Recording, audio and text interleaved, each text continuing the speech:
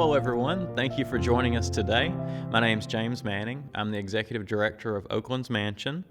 During the museum's 60-plus years, we failed to properly collect and interpret the stories and life accomplishments of the African Americans who gave of themselves to create the historic site that we operate today. Now, as an organization, we are asking for assistance from the African American community to aid in gathering these stories before more of the information is lost to history. Thanks to the museum's first African American board member, Bobby Johnson, an advisory committee is under development that will give greater voice to people of color. The group will provide guidance in the museum's collection of information as well as interpretation of that information.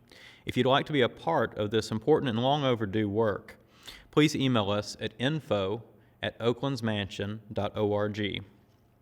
Our featured speaker today is Audrey Creel, a transfer fellow at Middle Tennessee State University and staff member at Oaklands Mansion. She'll present the untold story of the Maney Family Slaves. But first, please allow me to introduce Mary Watkins, president of one of our partnering organizations, the African American Heritage Society of Rutherford County. Good morning. My name is Mary Watkins. I am the president of the African American Heritage Society, which has been in existence since 2014.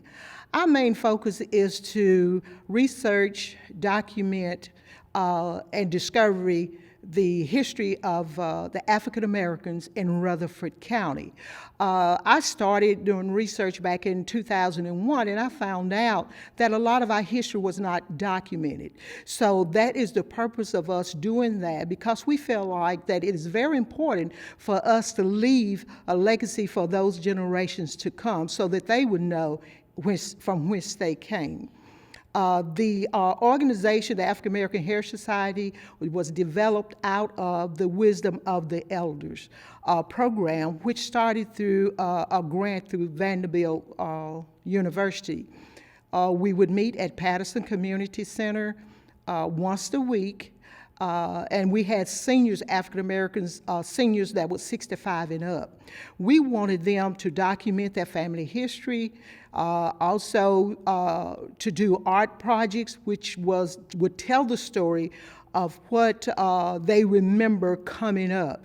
So it was from that we also did the churches as well as the cemetery, because in doing research we found out that those two components was very important when you are doing the research on your family, because they tell a lot through the church, through their documentation, and also as the cemetery because of the fact they do have family history there within itself. After the program, the Wisdom of the Elders was dissolved, Patterson Center decided through the Rutherford County Parks and Recs decided they wanted to keep that program. So now we are called the African American Voices of the Past and Present. And we continue to do the same thing as documenting family history, because we feel like it is important.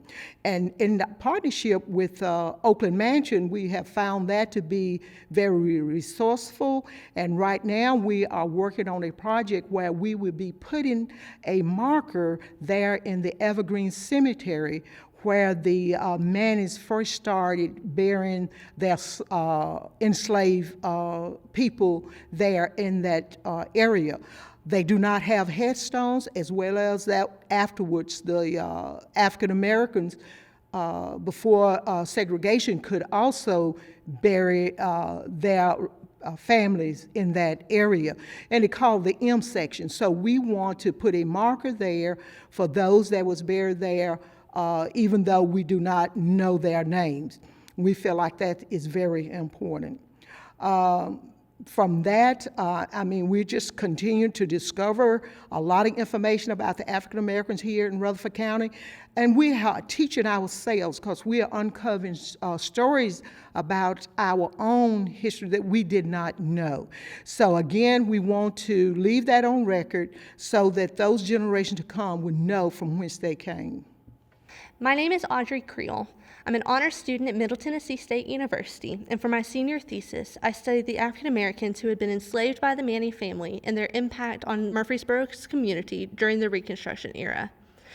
In 1874, an African American man named Silas Maney had been taken to court for fraudulent business practice by his former owner, Lewis Maney. After the Civil War, Silas began working in cotton fields as part of Lewis Maney's sharecropping business and lived within walking distance of the Maney's main plantation home, Oaklands Mansion. Silas was taken to court on the claim that he had not paid for the use of a horse in his work before the harvest.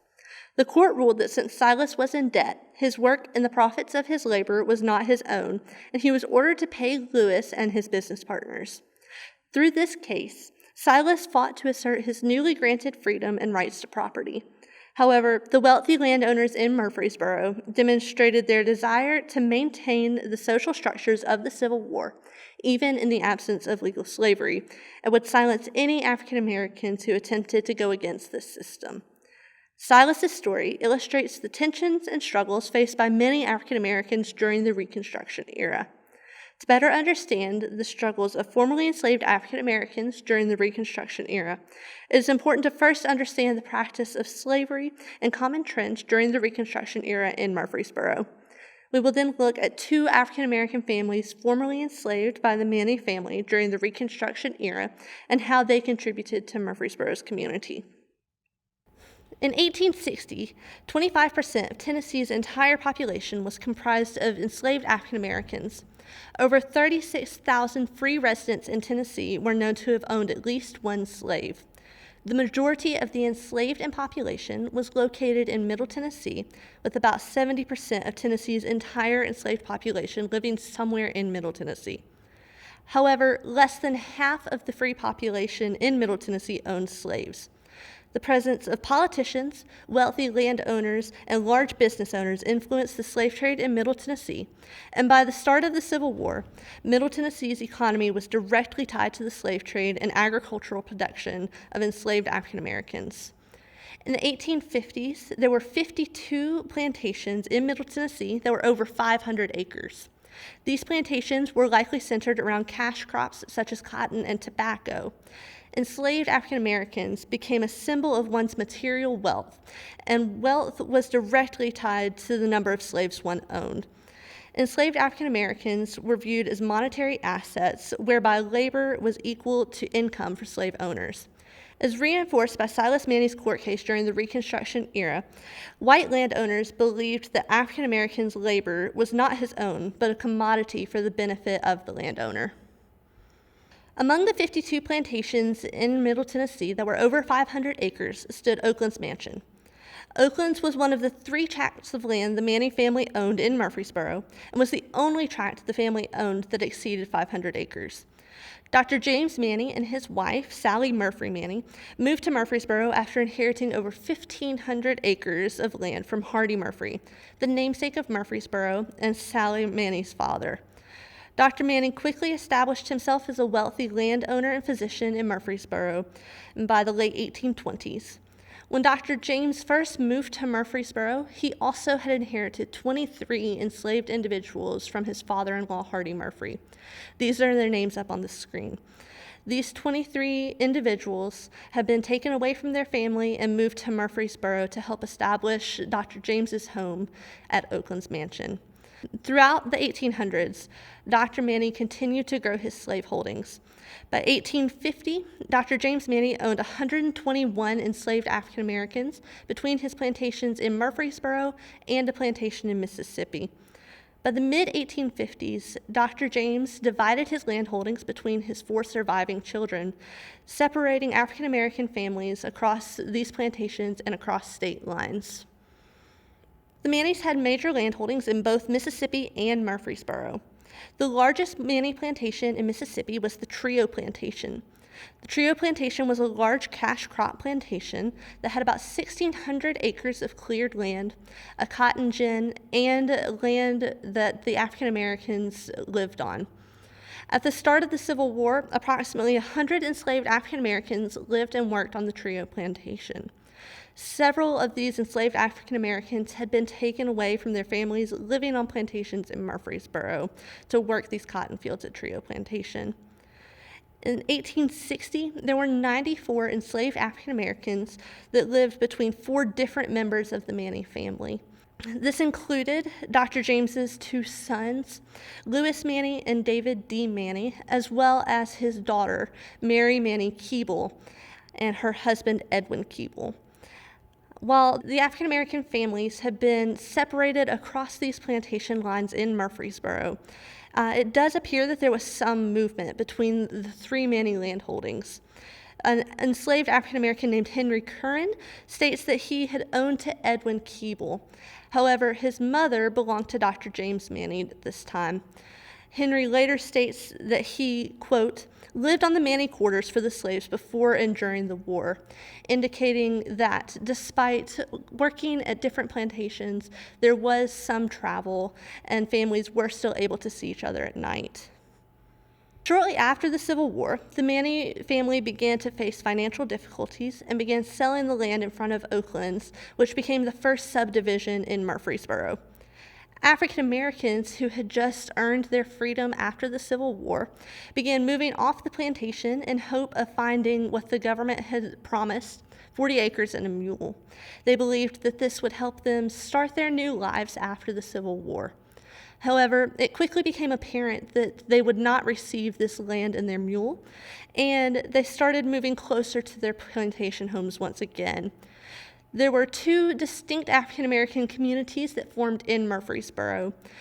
One was a few miles away from the center of town and was comprised entirely of African Americans. However, there was one African American community right in front of Oaklands Mansion that comprised of both African Americans and whites. This is the only community in Murfreesboro where African Americans and whites lived on the same street. A majority of these African Americans had been formerly enslaved by the Maney family or were working for the Maney family during this time. In 1870, there were 54 African American individuals with the last name Maney who were above the age of 10 living in Murfreesboro. These individuals were most likely enslaved by the Maney family and had worked for the Maney family throughout the Civil War. Over 50% of those individuals lived within walking distance of Oaklands Mansion. Despite coexisting in one neighborhood, the most common occupation for the African American Maneys was either a domestic servant or a farm laborer. These individuals likely worked for the very people who had owned them during the Civil War and lived within walking distance of their former slave owners. With this information, I was able to look at two African American families who had been enslaved by the Maney family. James Madison Maney was born into a life of slavery around 1843. At the start of the Civil War, James lived on the Maney's plantation in Mississippi. He was later moved to Georgia during the Civil War as the Union Army entered Mississippi and was forced to work in a blacksmith location known as Dixie Works. This factory constructed weaponry for the Confederate Army. Shortly after moving to Georgia, James Madison Maney was later forced to follow his owner, James Keeble, the grandson of Dr. James Maney, through the Civil War and into battle as a bodyguard. Keeble and his regiment surrendered to the Union Army in North Carolina, and Keeble returned to his home in Murfreesboro, taking James Maney with him. Following the Civil War, James Maney made his home permanently in Murfreesboro, living there until his death in 1932. James Maney married Anna Lytle in 1893. James adopted Anna's two sons, James Lee Lytle and William G. Lytle, upon their marriage.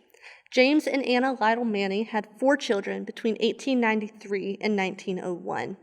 Their second child, Lewis, likely named after James's former owner, Lewis Maney, did not survive infancy. Anna Lytle Maney died sometime between 1901 and 1906, and in 1906, James remarried. Shortly after James's second marriage, he purchased a home from William McFadden on modern-day Jackson Street. James and his 3 daughters, Senia, Elizabeth, and Rebecca, as well as his second wife, moved into the home in 1907. James remarried once more to Eliza Maney in 1919. The two lived together at their home in Jackson Street until James's death in 1932. James was buried at Evergreen Cemetery. He left his home to Eliza, where she lived until she died in 1947, and the family home was sold by James's daughters. When James first moved to Murfreesboro, he worked as a farm laborer, most likely for the McFadden family, as he later purchased his home from William McFadden. Later on, James took his position as a miller at the local grist mill in Murfreesboro. It's uncertain where, but this is likely where he earned the money to be able to purchase his home.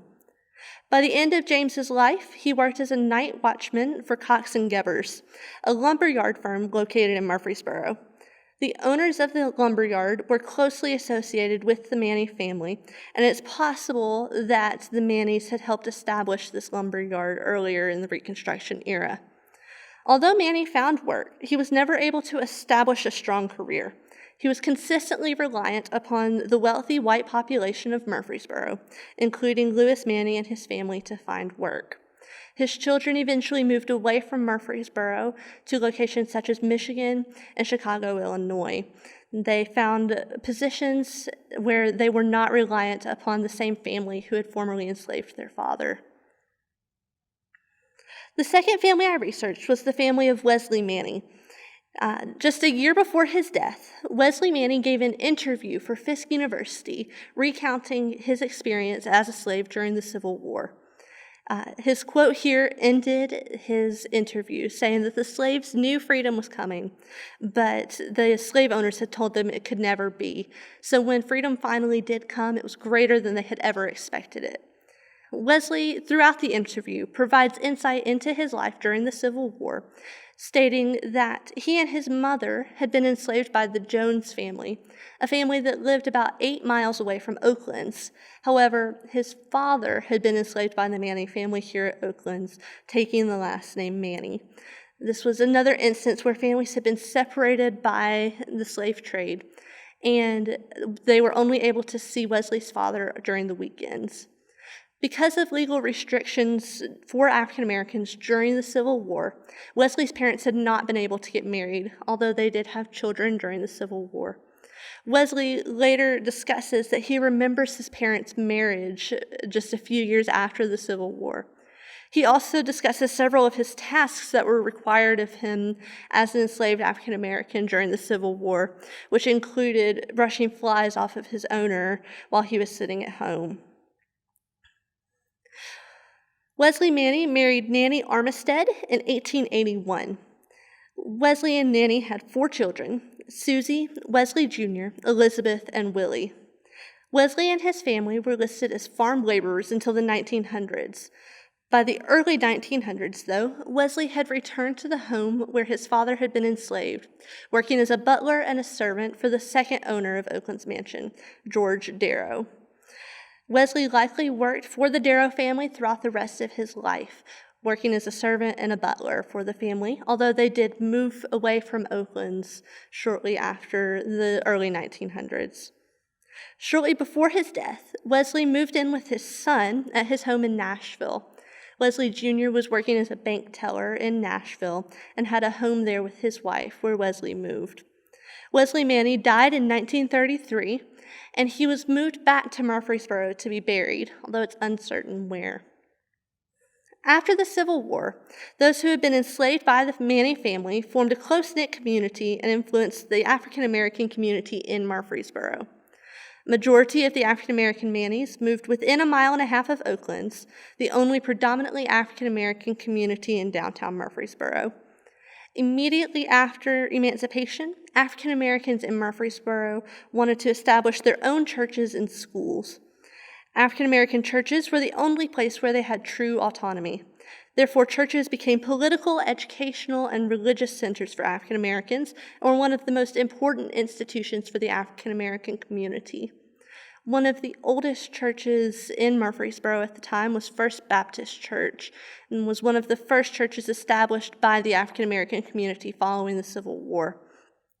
There were several African American Maneys who helped influence the start of this church, including David Maney, who is likely in this photo that you see. This church eventually split, also forming Mount Zion Baptist Church. This was a church that Wesley Maney helped found. He contributed financially throughout his life and was one of the superintendents of the church when it first founded. Even though Wesley Maney had very little to live off of, he continued to give to the church and helped establish it as a center for the African American community. Education was also important to the African American community, and many schools quickly began forming in Murfreesboro. Wesley Maney's daughter, Susie Maney Minter, was a school teacher and principal for most of her adult life at a school right outside of Smyrna. However, very few children were able to attend school following the Civil War. Of the 54 African American Maneys living in Murfreesboro, only 3 were listed as attending school. By the turn of the century, the Maney population in Murfreesboro had been cut in half. Only older citizens remained in Murfreesboro, those who clearly remembered enslavement and the Civil War. The second generation of African American Maneys moved away from Murfreesboro, cutting the ties of slavery and attempting to assert their freedom in spaces outside of the South. The legacies left by the Maney slaves may not be memorialized in monuments, museums, or even in name. However, the footprints they left behind were stepping stones to better lives for each generation after them. The stories I told are only of 2 African American men who had been enslaved by the Maney family. As I said before, there were 54 African Americans living in Murfreesboro in the 1870s who had been enslaved by the Maney family. These are their names. They also have stories that need to be told and can help contribute to further education here at Oaklands Mansion and beyond. If you have any more information about the African Americans who had been enslaved by the Maney family, please contact us at one of these 3 email addresses. We would love to hear from you so we can continue telling these stories.